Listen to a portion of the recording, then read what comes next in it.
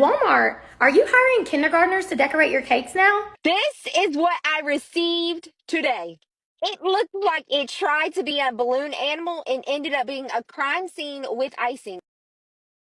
So let me tell you, admittedly procrastinated. I figured that like anybody could do this cake. It was so incredibly simple. My youngest son loves the moon. Like he likes the moon phases. He's currently obsessed with the moon. He likes to look at it through the telescope. He's got the moon lights in his room. He's got a moon lamp. He loves the moon. All I wanted was a cupcake cake that was in a circle that looked like the moon.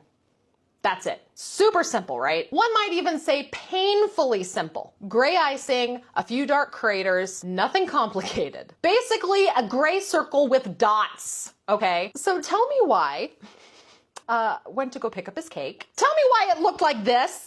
This was the cake, okay? This was the cake.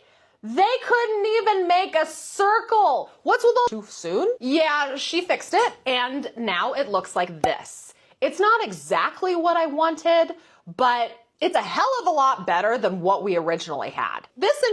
So I just watched one of those cake fail videos, and I feel like we need to talk about expectations for a second, because people will walk into places like Walmart, Publix, Sam's Club, and expect a full-on custom bakery experience, like 3-tier wedding cake level. And that's just not what those places do. When I worked at Sam's Club, I wasn't even hired as a cake decorator, but we were constantly slammed with cake orders. October, huge birthday month, and then May through August, weddings, graduations, back to back.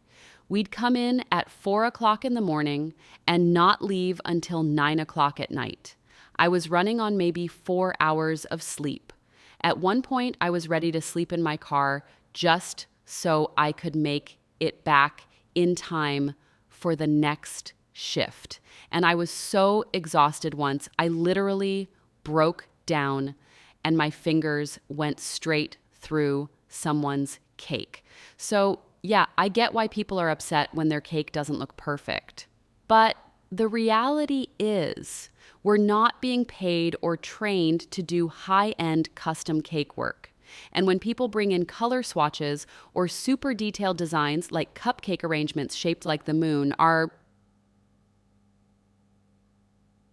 it might sound simple, but it really depends on who gets that order.